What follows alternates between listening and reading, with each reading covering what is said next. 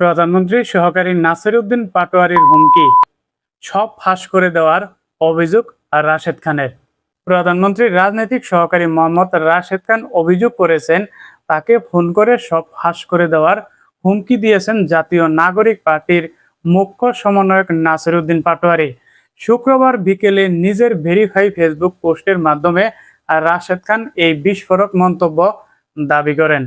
রাশেদ খানের দাবি, নাসিরউদ্দিন পাটোয়ারি হঠাৎ কল করে বলেন, আমি আপনার বিরুদ্ধে আর কোনো কথা বলবো না, আপনিও আমার বিরুদ্ধে আর কোনো কথা বলবেন না। জবাবে রাশেদ বলেন, তুমি প্রধানমন্ত্রী ও তার পরিবার ও মন্ত্রীদের নিয়ে যে বাজে কথা বলছো, এগুলো তুমি যদি বন্ধ করো তাহলে আমি ভেবে দেখব। কিন্তু গল্পের নাটকীয়তা মোড় ঘুরে ঠিক ওই দিন রাতেই।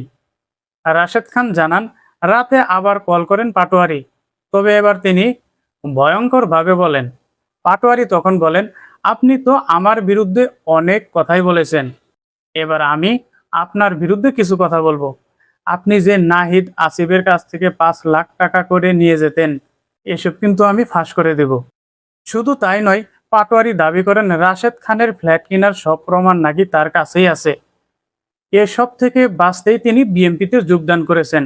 তখন রাশেদ খান সরাসরি চ্যালেঞ্জ ছুড়ে দিয়ে বলেন, তোমার কাছে যা প্রমাণ আছে, তোমার কাছে যত ডকুমেন্ট আছে, সব তুমি পাস করে দিতে পারো।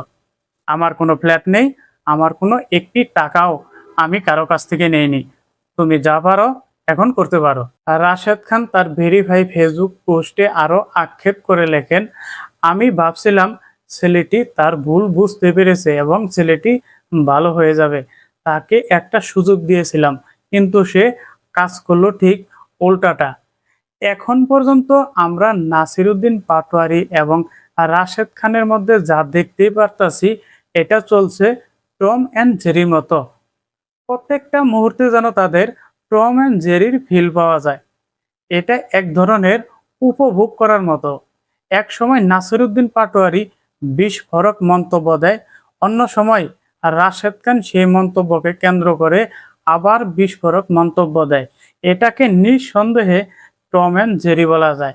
তবে একটা কথা ভুলে গেলে চলবে না, আর রাজনীতি হচ্ছে একটা শিল্প।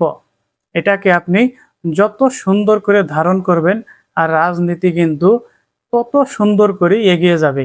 এটাকে আপনি যদি কাদা ছোড়াছুরি করেন, তাহলে এটি কিন্তু সেই কাদা ছোড়াছুরিতেই থেকে যাবে। তাই সবার এগিয়ে এসে এই শিল্পটাকে খুব সুন্দর করে নিয়ে যেতে হবে।